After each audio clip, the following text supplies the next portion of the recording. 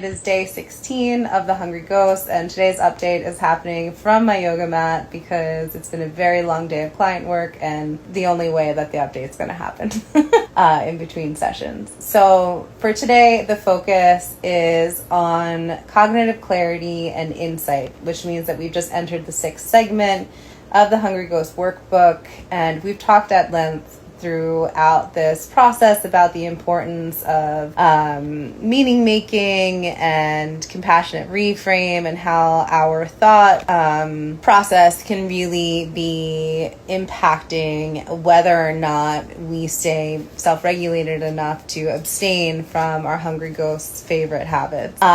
What we're adding to at this time with the cognitive clarity and insight is just kind of getting really clear, like, what are the thoughts that really we want to make sure that we pinpointed as like our repetitive thoughts as we move into post Hungry Ghost, so that we don't forget we still have work to do. We didn't just do this abstinence project and not gain anything, right? And so some of those repetitive thoughts are kind of on loop for a lot of us. And we want to be really mindful of those, because those are usually the ones that can get us to the point where we're so dysregulated that it's super hard to make decisions that are in our best interest, even outside of the Hungry Ghost's favorite habits. So I often think of, when you encounter someone who is a little bit more intoxicated than they normally are, and say they're really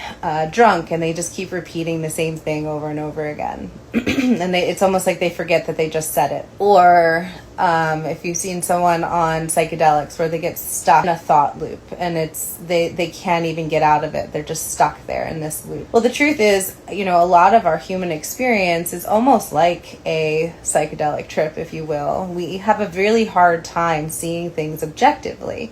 We tend to see the world from our subjective perspective, and that perspective is very much influenced by our emotions, by our thoughts, and oftentimes by those repetitive thoughts. So we want to take some time every once in a while to take a break from the repetitive thoughts, and that can be a little difficult. That's why there's so many practices that help us do that, like meditation and yoga and mindfulness and all of that. A few ways that you can work on taking breaks from the thoughts now are, one, through, actually using something like mantra. So you can choose a mantra. Typically in yoga traditions, you want to choose a somewhat meaningless mantra so that your mind can kind of just sit with that. The one that I offer in the Hungry Ghost is So Hum. And there's lots of ways that you can play with that. You can just be walking around or sitting in meditation, washing dishes, and in your mind repeating so hum, so hum, so hum, so hum at whatever rhythm you like. Or you can sit intentionally for a certain amount of time and think so as you breathe in, as you breathe out. And this over time will give you a break from all of the repetitive thought, right? And that can give you space for insight and cognitive clarity. But also you can just start to notice what are the repetitive thoughts and catch them and redirect the thought. So I'm not going to keep thinking that over and over again. So say every time I catch myself in the mirror, I think something negative, I can start to catch it and say, no, you look cute, or like whatever it is, right? So just little things, little shit, right?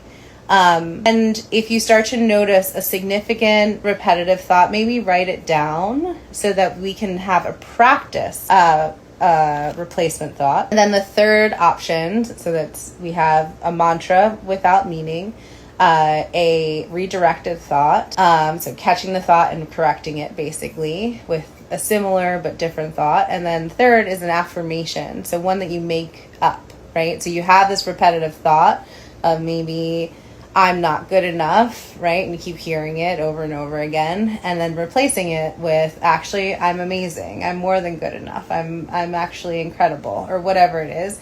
And you don't even need to hear the bad thought to think it. You just make a point, okay, while I'm washing the dishes, I'm going to keep thinking this thought over and over again.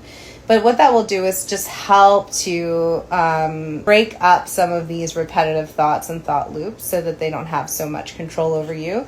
And they can also act as assistants when we start to feel ourselves getting dysregulated from some of these harmful thoughts. All right, just something to play with, maybe on your yoga mat. Thanks for your patience. Take care. Bye.